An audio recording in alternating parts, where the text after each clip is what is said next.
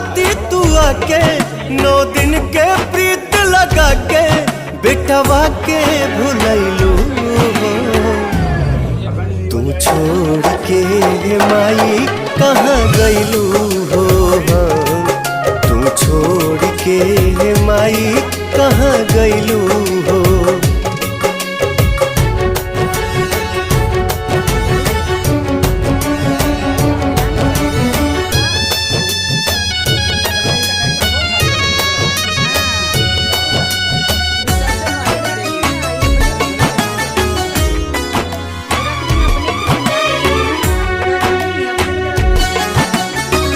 जात घरिए माई हम तनिको जन ले